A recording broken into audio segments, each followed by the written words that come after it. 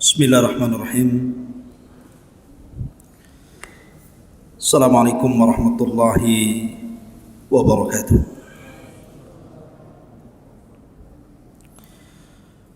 Alhamdulillah wassalatu wassalamu ala Rasulillah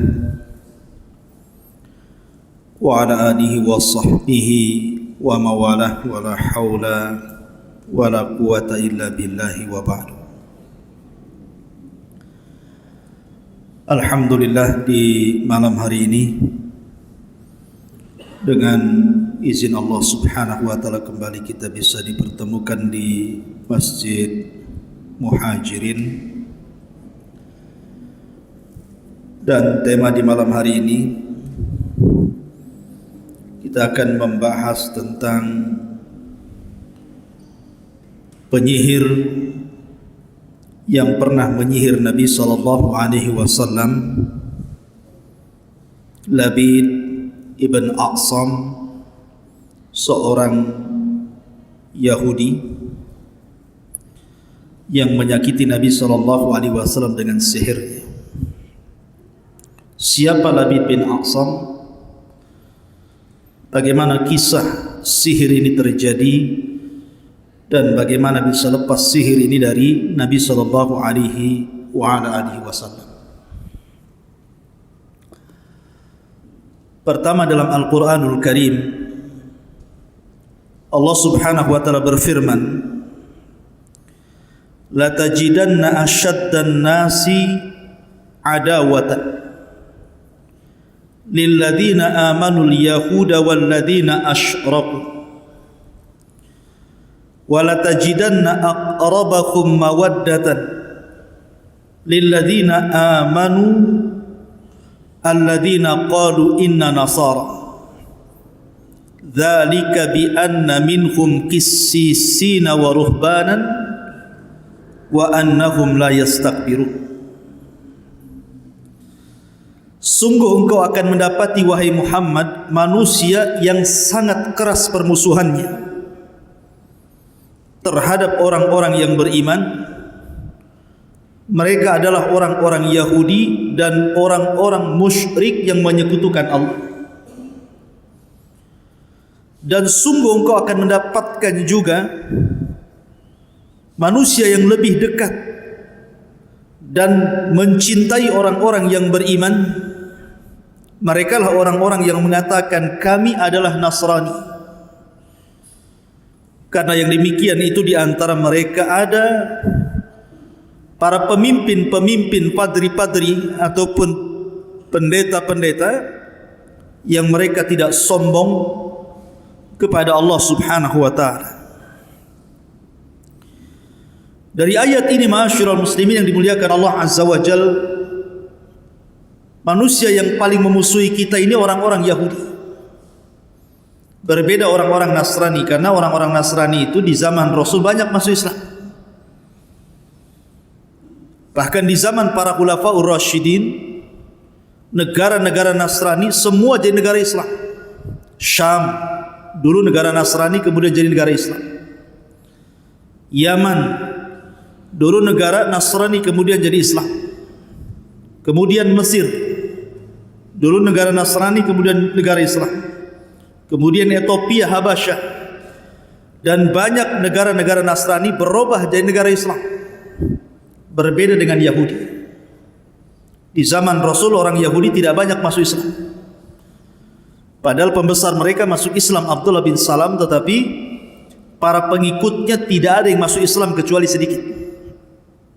Kenapa? Karena keras hati mereka terhadap hidayah.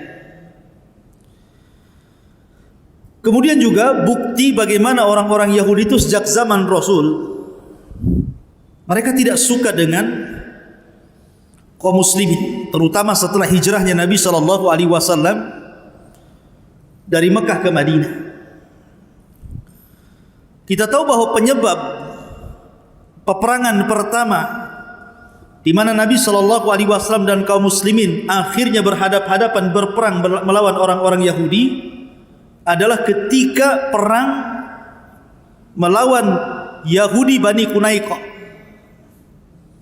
Ketika Nabi SAW sepakat berada di Madinah, sampai terbentuk sebuah piagam yang disebut Piagam Madinah untuk saling melindungi, untuk saling menjaga, untuk saling membantu, dan itu sepakati baik orang-orang musyrik Khazraj dan Aus ataupun orang-orang Yahudi yang terdiri dari 3 kabilah, Bani Qunaiqah, Bani Nadir, dan Bani Quraidah.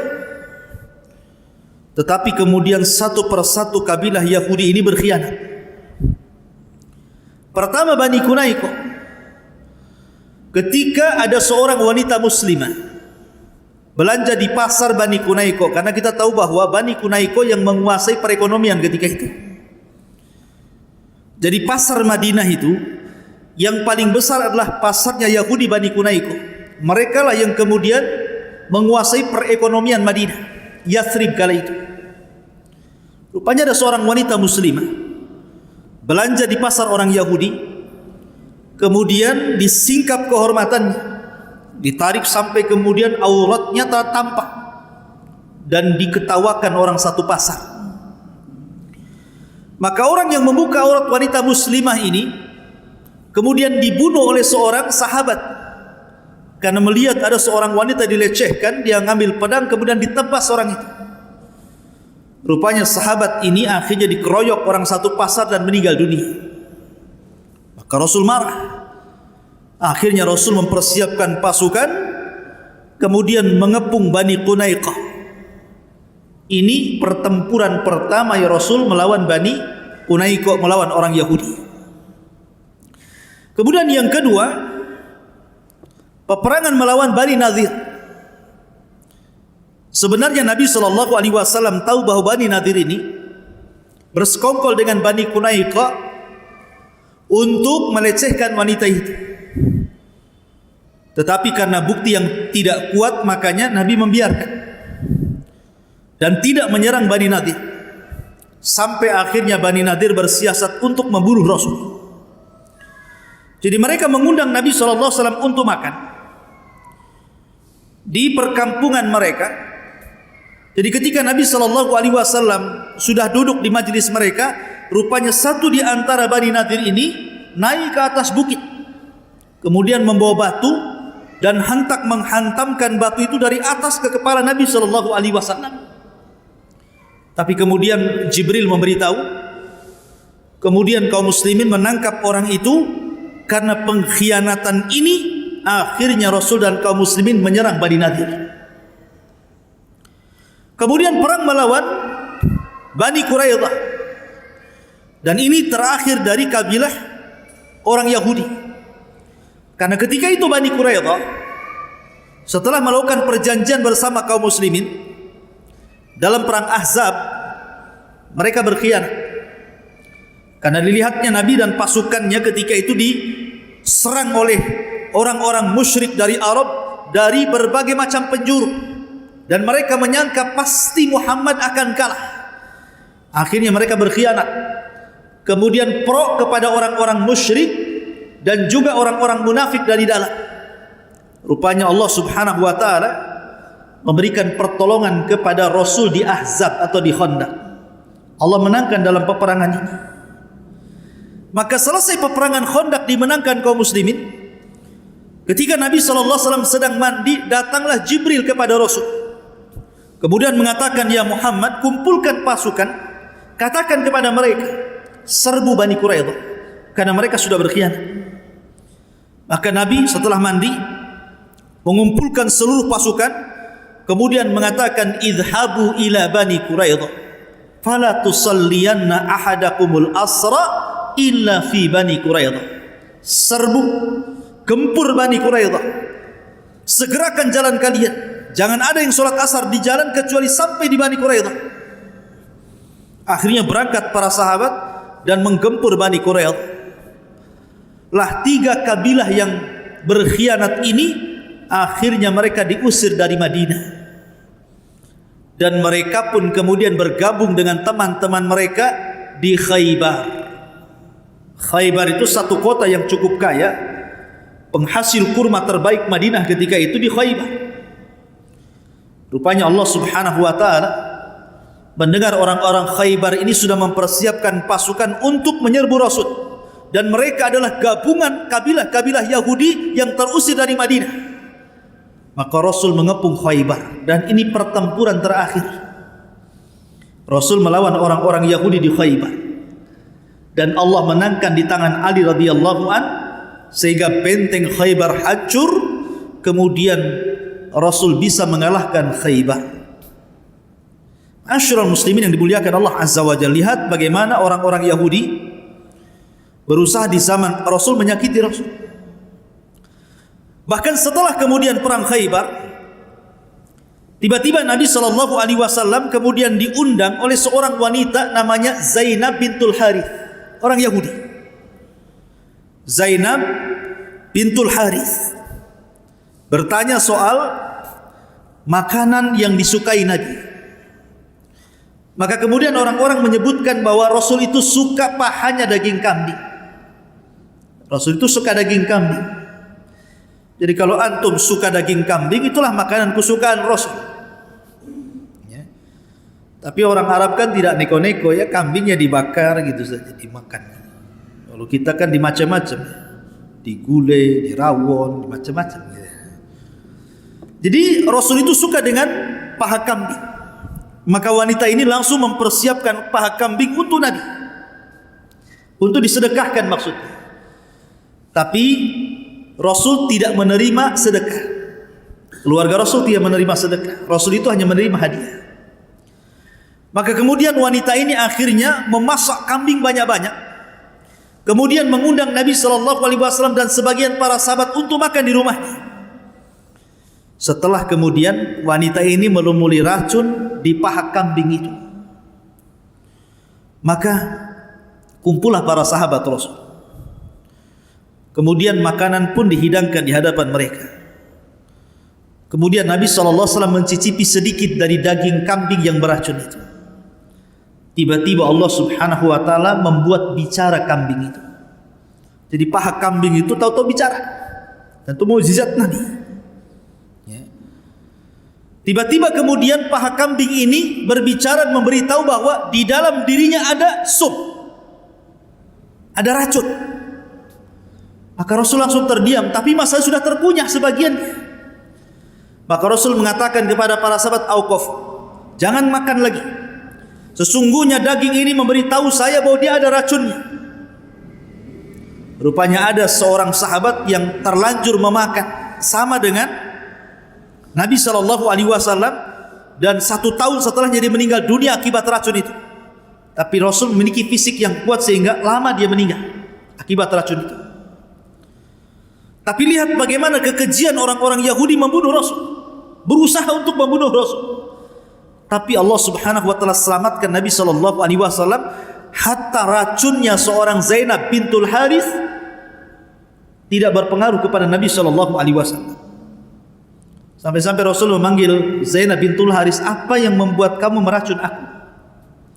Kata Zainab, "Engkau sudah membunuh pamanku, sudah membunuh bapakku, sudah membunuh suamiku. Maka aku ingin membunuhmu dengan racun itu. Kalau engkau seorang nabi, pasti akan diberitahu oleh kambing itu. Kalau engkau bukan seorang nabi, kau pendusta, pasti kau akan mati dengan racun itu." Orang wanita ini. Tapi Nabi SAW subhanallah membiarkan wanita ini tidak dibunuh, padahal sudah hendak meracun Nabi SAW. Tapi itu bukti bagaimana orang Yahudi ini menghendaki Rasulullah SAW untuk supaya celaka. Baik, sampai akhirnya ketika Nabi SAW pulang dari perjanjian Hudaybiyah, Rasul pulang dari perjanjian Hudaybiyah. Kemudian selama 10 tahun kan perjanjian itu, walaupun bulir-bulirnya sangat merugikan kaum muslimin, tetapi di balik kerugian itu ada keuntungan besar. Lah setelah kemudian Nabi SAW memerangi orang-orang Yahudi di Khaybar, dan Allah menangkan. Sampai kemenangan ini Allah firmankan dalam Al-Quran, "Idza jaa nasrullahi wal fath."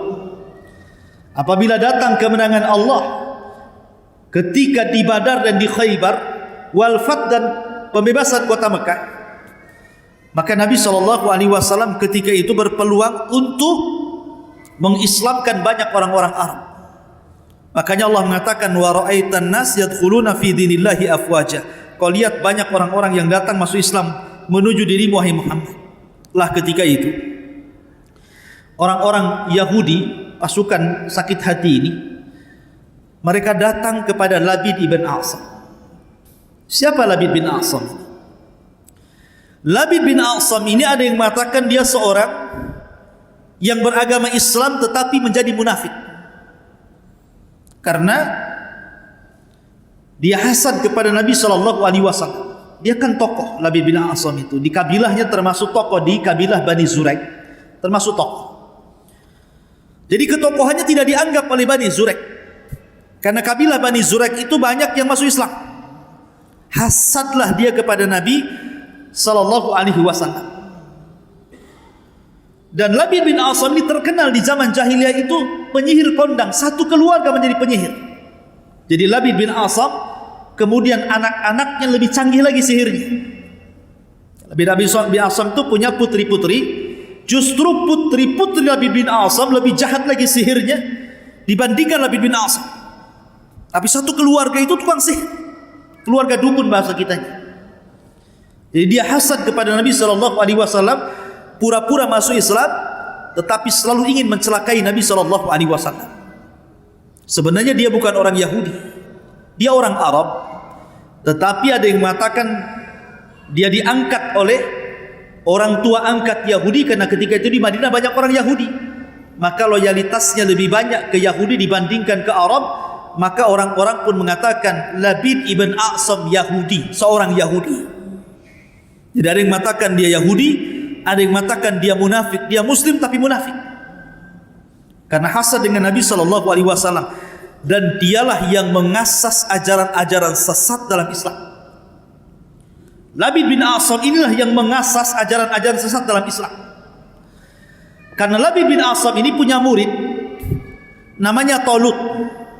Talut itu anak dari saudarinya Labid. Kemudian Talut ini punya murid namanya Aban ibn Sam'an. Aban ibn Sam'an. Kemudian Aban ibn Sam'an ini punya murid namanya Ja'ad ibn Dirham. Ja'ad ibn Dirham, pengasas akidah Jahmiyah. Ja'ad ibn Dirham ini. Dan Ja'ad ibn Dirham ini punya murid namanya Jaham ibn Safwan. Lah dari Jaham inilah lahir akidah yang disebut dengan Jahmiyah. Jadi silsilah Jahmiyah ini dari Jaham ibn Safwan. Kemudian Jaham ibn Safwan berguru kepada Ja'ad ibn Dirham. Ja'ad ibn Dirham berguru kepada Aban bin Sam'an. Kemudian Aban bin Sam'an berguru kepada Talut, anak saudari Labid. Dan anak saudari Labid berguru kepada Labid ibn A'sam, penyihir Rasul. Muncullah akidah Jahmiyah. Dan dari Jahmiyah ini lahir akidah Mu'tazilah, yang kemudian di zaman Khalifah Abbasiyah berkembang sampai banyak ulama ahli sunnah dibunuh di zaman itu.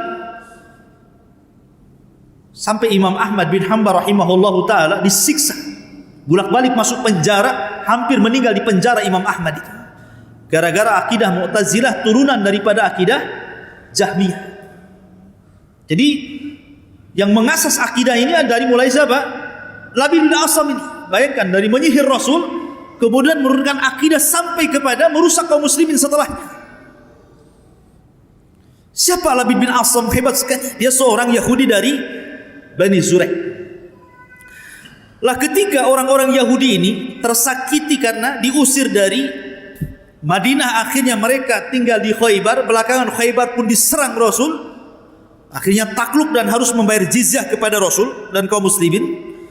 Mereka datang kepada Labid bin A'sam munafik ini dan mengatakan, "Ya Labid, ya Aba A'sam, ya Abal A'sam, anta asharu minna, wa kad saharna Muhammadan fasaharu minna ar-rijalu wan nisa, falam nasna syai'an ya Abal A'sam." Wahai Abal A'sam, saya dengar engkau lebih jago sihirnya dibandingkan kami orang-orang Yahudi. Padahal di dunia ini tidak ada sihir yang lebih jago dibandingkan orang Yahudi. Sihir orang Yahudi itu paling parah, paling sakti mungkin bahasa kita, itu sihir Yahudi. Kenapa? Karena mereka yang pertama mempelajari sihir kepada Harut dan Marut. Wattaba'u ma tatlu syayatin ala mulki Sulaiman wa ma kafara Sulaiman walakinna syayatina kafaru yu'allimuna an-nasa sihra wa ma unzila 'alal malakaini bi Babila Harut wa Marut. Jadi yang pertama kali mempelajari sihir itu orang Yahudi Babil, orang Yahudi Irak, kepada Harut dan Marut. Jadi mereka sebenarnya ahli sihir. Tetapi ketika mereka menyihir Nabi SAW tidak mempan, tidak bisa menyihir Rasul. Bolak-balik mereka menyihir Rasul tapi tidak bisa. Makanya mereka mengatakan, tukang-tukang sihir kami laki-laki ataupun perempuan sudah berusaha kami ini mengumpulkan mereka untuk menyihir Rasul, menyihir si Muhammad itu. Falam nasna syai'an, tapi tidak ada gunanya. Muhammad tetap saja hidup, tidak sakit, tidak apa-apa. Kata Labid bin Asam, maunya kalian ni apa?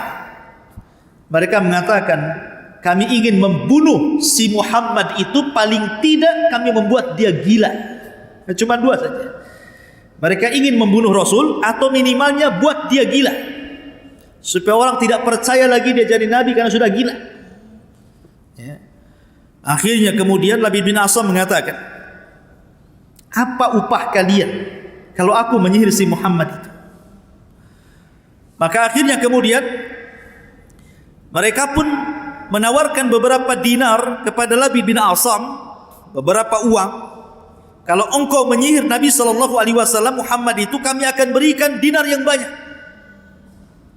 Begitulah ikhwan, bisnisnya tukang sihir itu.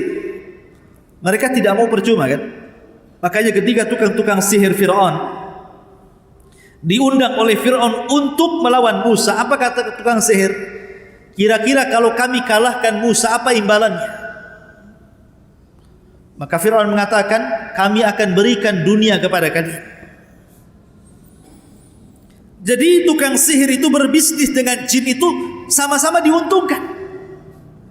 Kalau jin diuntungkan karena dia makhluk yang hina menjadi mulia karena disembah manusia. Tapi manusia ketika menyembah jin diuntungkan dengan dunia, diuntungkan dengan kekayaan. Karena mereka mencari uang dengan cara seperti itu, menyembah syaitan dan jin. Ya. Jadi sama-sama diuntungkan. Dukun dapat dunia, sementara jin dapat kehormatan.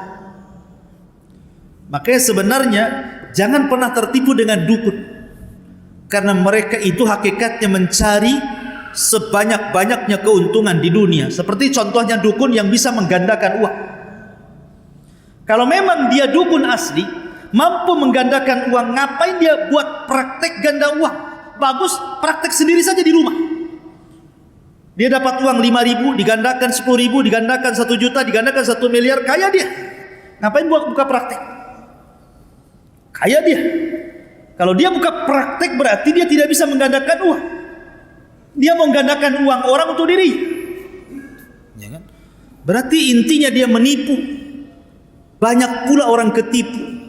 Yang ketipu ini bukan orang lulusan SD, doktor pun ketipu pula, profesor ketipu, pejabat negara ketipu. Naudzubillah.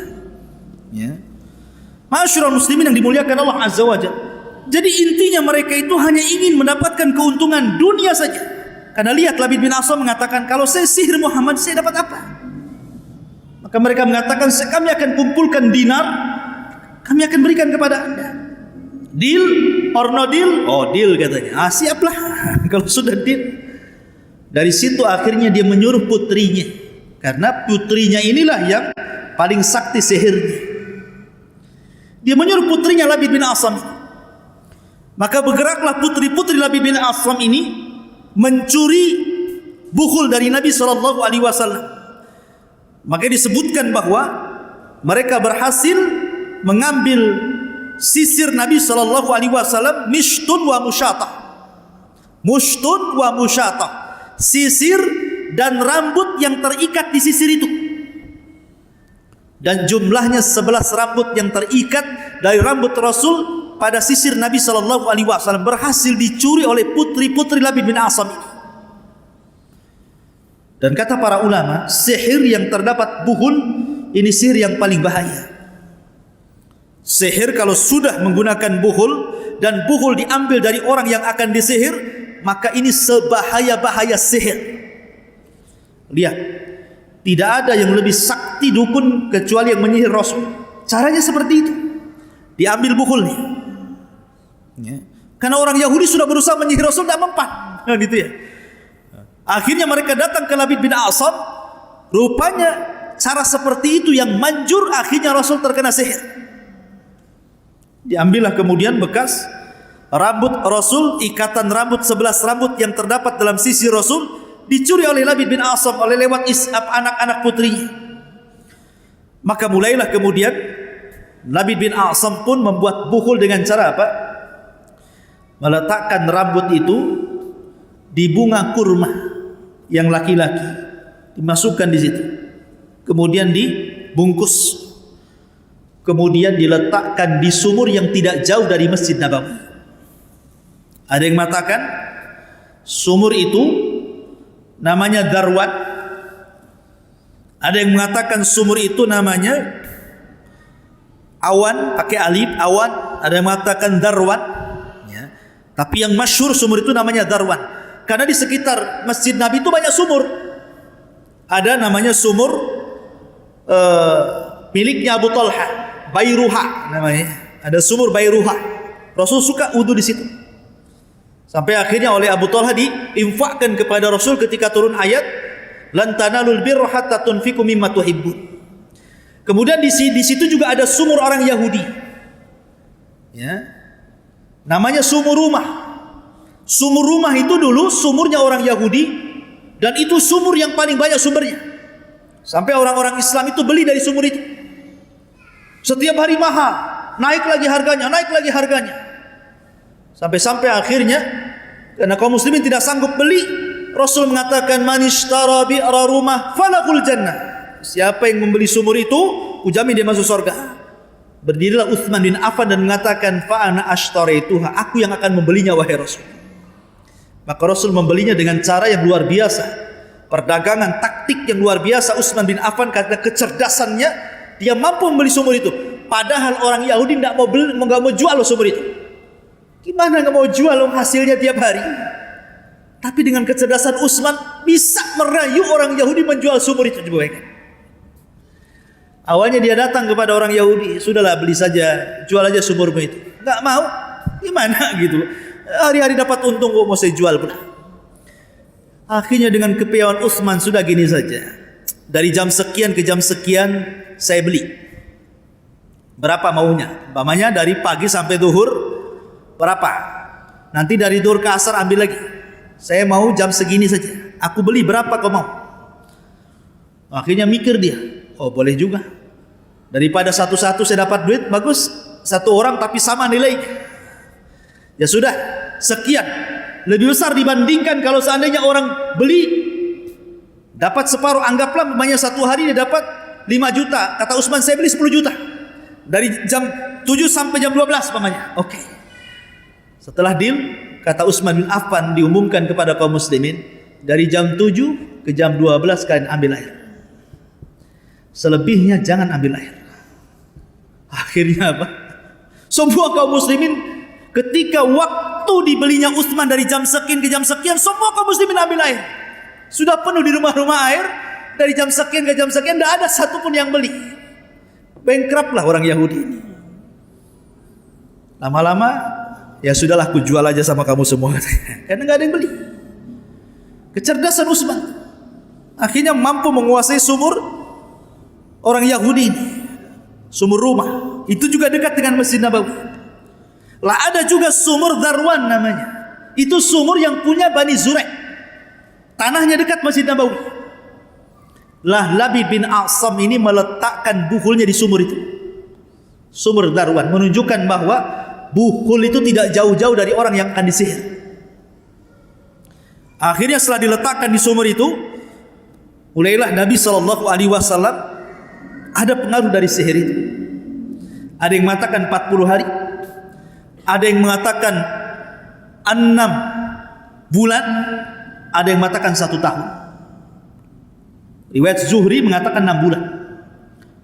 Jadi ada yang mengatakan 1 tahun. Bayangkan, Rasul tidak sadar kalau dia tersihir selama 6 bulan, ada yang mengatakan sampai 1 tahun. Bayangkan, nah terasa kalau dia tersihir. Cuman Nabi SAW itu terpengaruh dari badannya, fisiknya melemah. Dalam riwayat itu, dalam riwayat Bukhari Muslim, contohnya ketika dia hendak mendatangi istrinya, dia tidak sanggup, melemah kondisinya gitu ya. Dia tidak bisa mendatangi, mungkin bahasa kitanya tiba-tiba dia impoten gitu ya, tidak sanggup melakukan hubungan dengan suami istri, langsung melemah. Karena memang sihir itu disebutkan dalam Al-Quran, yufarriquna bihi bainal mar'i wa zawji, memisahkan suami istri. Jadi Rasul semakin hari semakin melemah, tidak bisa mendatangi istrinya. Akhirnya yang mempengaruhi sihir itu ke badan Rasul, bukan ke pikirannya. Kalau pikirannya sehat, otaknya waras, pikirannya sehat, jadi nggak pengaruh dengan wahyu sama sekali. Cuman badannya melemah saja. Artinya bahwa yang diserang itu badan, bukan pikiran, menunjukkan bahwa wahyu Allah Subhanahu wa taala tidak pengaruh. Hanya fisik Rasul saja yang melemah. Melemah, semakin hari melemah, semakin hari melemah. Akhirnya kemudian Aisyah radhiyallahu anha heran. Bertanyalah Aisyah radhiyallahu anha, Rasul, kamu ini semakin hari semakin aneh, fisikmu semakin lemah. Coba kau berdoa kepada Allah, minta fatwa, ada apa dengan kamu itu? Akhirnya kemudian Rasul pun ketika disarankan Aisyah radhiyallahu anha, mulai ba'da isya dia sholat, kemudian dia berdoa sampai mendekati fajar. Kemudian dia tertidur. Ketika mendekati fajar dia tertidur. Dalam tidurnya itulah ditampakkan kepada Rasul buhulnya Labid ibn A'sam. Dalam tidurnya Rasul ditampakkan buhulnya Labid bin A'sam yang diletakkan di sumur Darwan itu. Lah ketika itulah turun malaikat Jibril dan Mikail. Dalam riwayat tidak disebutkan 2 malaikat. Dalam riwayat Jibril dan Mikail turun. Jibril di kepalanya Rasul, Mikail di kakinya Rasul. Kata Jibril,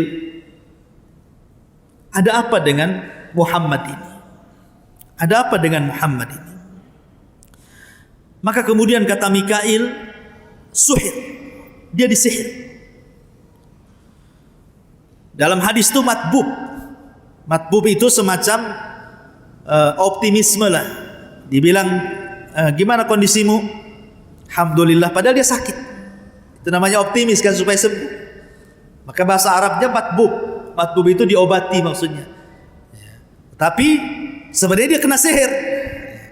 Bahasa kitanya dia terkena sihir. Wahai Jibril. Kata Jibril, siapa yang menyihirnya? Kemudian Mikail mengatakan, Labid ibn A'sam, seorang Yahudi dari Bani Zurek. Kemudian dengan apa bukhulnya? Kemudian kata Mikail, bimushtin wa musyatah, dengan sisir dan rambut yang terikat di sisir itu. Kemudian di mana diletakkan bukhul itu? Maka Mikail mengatakan di sumur Darwan, dekat dengan rumah Nabi. Maka ketika Nabi SAW tertidur itu dimimpikan sama, dalam mimpinya oleh Allah Azza wa Jal, bahwa dia disihir Labid bin A'sam. Kemudian dia diberitahu di mana buhulnya, sampai ketika dia terbangun hilang sihirnya. Karena ketika itu malaikat Jibril meruqyah Rasul saat Rasul tertidur. Diruqyah oleh Jibril dengan 2 surat perlindungan, Qul a'udzu birabbin nas dan Qul a'udzu birabbil falaq, yang jumlah ayat kesemuanya 11 ayat, sebagaimana jumlah dari rambut yang terlilit di sisir Rasul 11 rambut. Jadi setiap rambut dibacakan nama-nama syaitan, dibacakan mantra-mantra dan nama syaitan dan pengagungan terhadap syaitan, sehingga sampai 11 nama syaitan disebutkan dalam buhul itu. Maka setiap dibaca 1 ayat lepas 1 ikatan, 2 ayat lepas 2 ikatan, sampai 11 ayat, 2 surat itu kalau dikumpulkan 11 ayat, maka hilanglah ikatan-ikatan buhul itu, sehingga Rasul tersadar. Kata para ulama, Orang kalau terkena sihir ya kawan, kemudian Anda minta berdoa kepada Allah. Kenapa badan saya ini?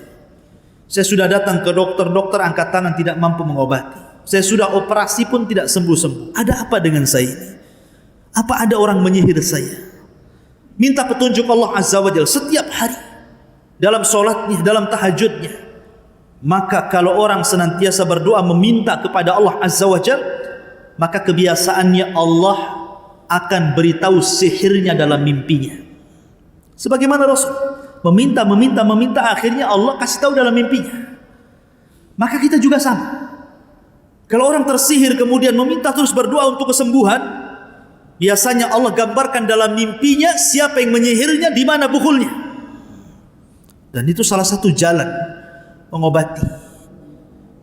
Jangan berdoa kepada Allah Azza wa Jalla sebagaimana Rasul berdoa kepada Allah. Maka selesai kemudian Rasul terbangun, Nabi langsung memerintahkan Ali bin Abi Thalib. Dalam riwayat Ammar bin Yasir, dalam riwayat Zubair bin Awwam, dalam riwayat Zubair bin Qais, dan beberapa riwayat para sahabat Nabi diajak Rasul ke sumur Darwan itu.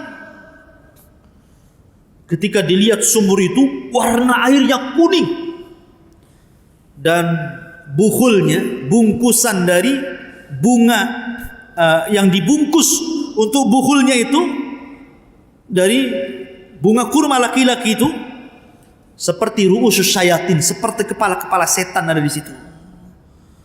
Jadi menakutkan sumur itu. Maka Ali radhiyallahu anhu menawarkan, bagaimana Rasul kalau saya turun ke sumur itu? Saya akan ambil bukulnya, kita musnahkan. Tapi kata Rasul, jangan. Khawatir kalau seandainya buhul itu diangkat, akan dampak keburukannya akan menyebar bukan hanya kepada saya, bahkan kepada kaum muslimin. Sebaiknya kubur saja. Maka setelah Nabi SAW membacakan ta'awud, meminta perlindungan kepada Allah Azza wa Jalla, karena dalam musnahkan buhul itu jangan sembarang, harus meminta perlindungan kepada Allah. Namanya antum musnahkan jimat, tangkal-tangkal, jangan asal bakar saja, jangan asal buang saja. Khawatir keburukannya masih menyebar, makanya minta ta'awud kepada Allah, berlindung kepada Allah Azza wa Jalla, baru dibakar, baru dibuang, gitu maksudnya. Maka setelah Rasul ta'awud kepada Allah, kemudian dikuburlah sumur itu. Ketika itu Rasul memanggil Labid ibn Asam. Panggil si Labid itu, datangkan kemari. Maka datanglah Labid bin Asam. Kemudian Nabi SAW bertanya kepada Labid bin Asam, ma hamalaka ala ma sana'ta ya Labid, ya Abul Asam, apa yang membuat kamu melakukan seperti ini? Kau sihir aku berbulan-bulan, sampai 6 bulan, dan riwayat sampai 1 tahun. Ada apa kamu itu? Sewot apa kamu dengan saya? Mungkin bahasanya gitu. Apa masalahmu dengan saya? Faqad dallanillahu ala sihr, Allah sudah menunjukkan aku tentang sihirmu. Aku tahu kau yang menyihir aku, Allah yang kasih tahu. Wa akhbarani ma sanah, dan Allah menghabarkan apa yang kau lakukan kepadaku. Lihat bagaimana jawaban Labid bin Asam. Dengan santainya dia mengatakan, sesungguhnya saya menyihir wahai Muhammad, hubbud dananir ya Abul Qasim, karena saya cinta dinar. Jawabannya itu, karena saya suka uang. Orang itu datang kepada saya, ngasih uang, suruh menyihir kamu, saya sihir kamu. Apa masalahmu? Katanya. Kurang ajar tidak itu. Tapi Rasul tidak membunuh Labid. Kenapa coba? Bukankah Rasul yang memerintahkan untuk membunuh Labid bin Asam? Ibnu Umar membunuh tukang sihir, Hafsah membunuh tukang sihir, Umar membunuh tukang sihir, Jundub ibn Junadah atau dikenal dengan Abu Dzar membunuh tukang sihir. Banyak para sahabat membunuh tukang sihir. Tapi kenapa Rasul tidak membunuh Labid bin Asam? Kata para ulama, karena Labid bin Asam ini orang munafik. Di zaman itu tidak bisa dibedakan mana munafik, mana sahabat. Kalau Rasul sampai membunuh Labid, disangkanya Rasul membunuh satu di antara sahabatnya. Akan terjadi fitnah. Bagaimana mungkin seorang Nabi membunuh sahabatnya? Karena di zaman itu beda dengan zaman sekarang. Kalau zaman sekarang kan mampu kita bedakan mana munafik, mana muslim. Orang zaman sekarang mudah kita katakan munafik itu. Bagaimana Ustaz Tawiyah? Gimana dia bisa mengatakan semua agama sama? Yahudi, Nasrani, Islam, masa semua sama? Semua bukan kafir gitu umpamanya. Ini munafik orang ini, menghancurkan Islam. Ya. Tapi di zaman itu kan tidak bisa kita bedakan mana sahabat mana munafik. Sehingga kalau Rasul memerintahkan membunuh Labid, disangkanya Rasul membunuh sahabatnya. Maka Rasul mengatakan tidak. Saya tidak akan membunuh Labid, takut orang-orang mengira saya membunuh sahabat saya. Maka dibiarkanlah Labid bin A'sam hidup oleh Nabi SAW, tapi tetap diawasi. Dari sini ma'asyiral muslimin yang dimuliakan Allah Azza wa Jalla, maka Nabi SAW terkena sihir, dan sihirnya Rasul tidak mempengaruhi wahyu. Bayangkan Nabi ketika kena sihir itu merasakan sakit yang luar biasa pada badannya. Sampai Imam Ibnul Qayyim rahimahullah ta'ala mengatakan Rasul itu sabar. Dia tidak curhat kepada orang.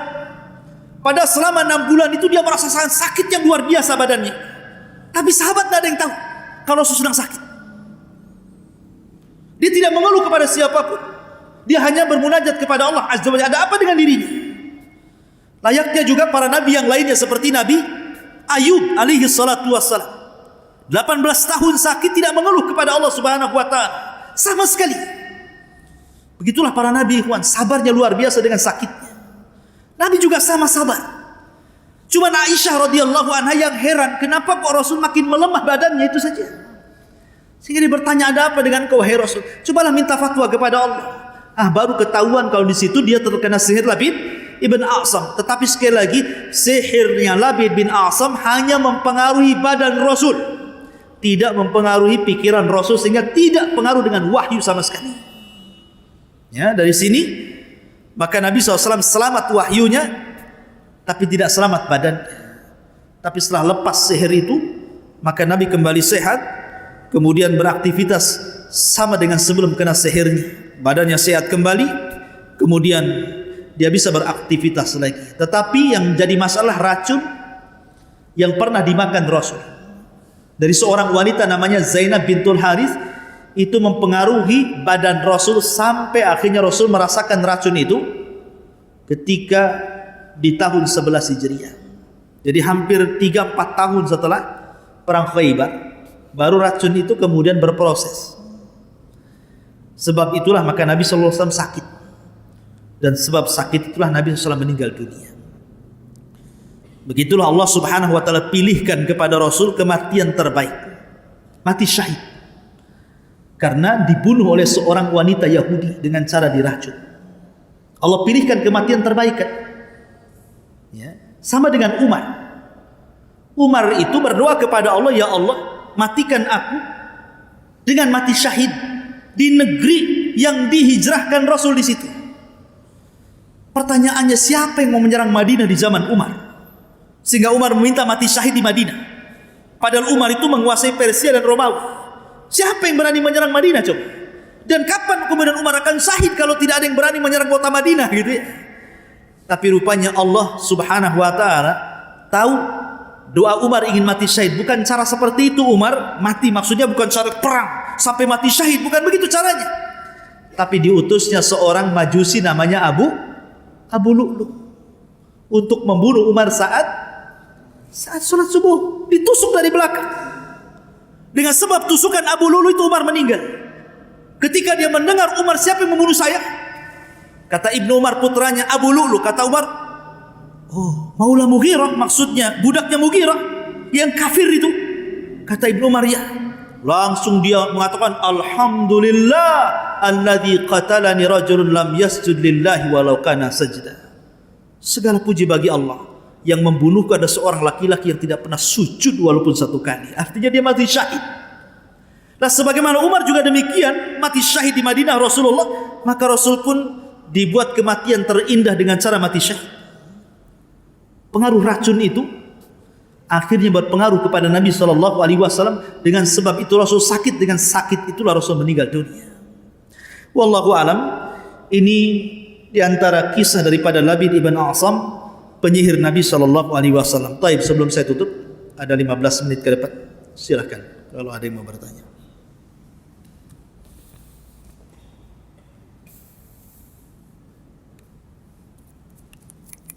Iya, silakan.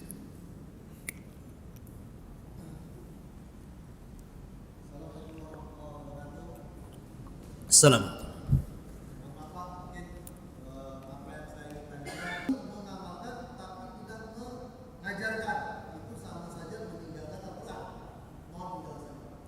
Iya. Iya. Banyak pertanyaan. Lupa tuh. Taib, saya ringkas saja.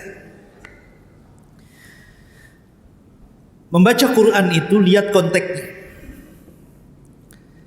Bisa wajib dalam kondisi sholat, bahkan rukun. Seperti maja Fatihah itu rukun. Kalau tidak dibaca tidak sah sholat. Bisa sunnah. Ketika setelah membaca Fatihah baca surat sunnah hukumnya.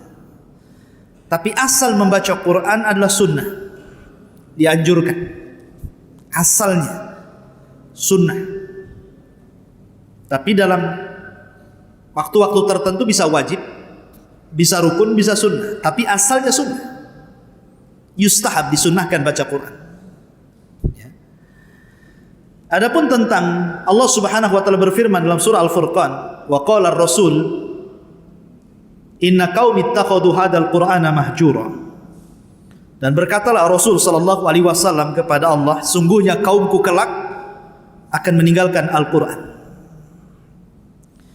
Dan dalam hadis Hudzaifah itu Yaman, Nabi sallallahu alaihi wasallam menceritakan tentang akhir zaman, bahwa di akhir zaman itu Al-Qur'an akan diangkat dari dada-dada kaum muslimin dan dari mushaf kaum muslimin. Ketika dibaca tidak ada tulisannya, semua kosong. Ketika mau dihafal hilang hafalannya.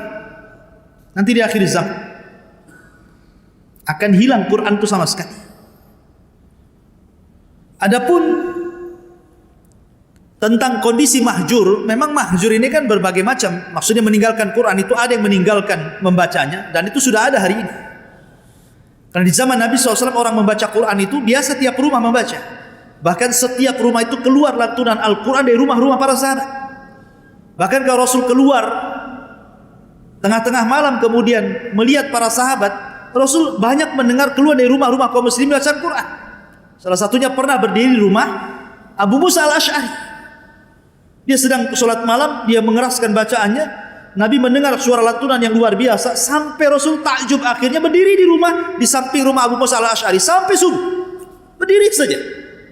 Berapa jam tuh dia berdiri? Karena mendengarkan Abu Musa sholat malam. Ketika habis subuh dia dipanggil Abu Musa. Abu Musa, semalam saya berdiri di samping rumahmu loh. Suaramu sangat indah sekali. Kata Musa, ya Rasul, kalau aku tahu kau ada di samping rumahku, ku perindah lagi bacaanku. Saya nggak tahu saja katanya. Kemudian kata Rasul, ya Abu Musa, suaramu sama dengan Ali Daud, keluarga Daud ketika baca Zabur katanya. Ya. Jadi kalau dulu memang lantunan Quran itu masih keluar di rumah-rumah mereka. Karena para sahabat itu biasanya habis Isya mereka langsung tidur. Jarang di zaman Rasul itu habis Isya mereka nongkrong ngobrol itu jarang.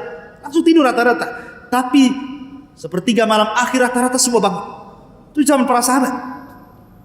Sehingga di jam-jam 2 sampai subuh itu udah kayak tawon saja Quran itu dari rumah-rumah kaum muslimin keluar. Tapi di zaman sekarang, kira-kira apa yang keluar sepertiga malam dari rumah-rumah kaum muslimin? Pertanyaannya, apa yang keluar? Paling orang ngorok, musik-musik, handphone, apalagi yang keluar? 1-2 saja yang ngaji Quran itu.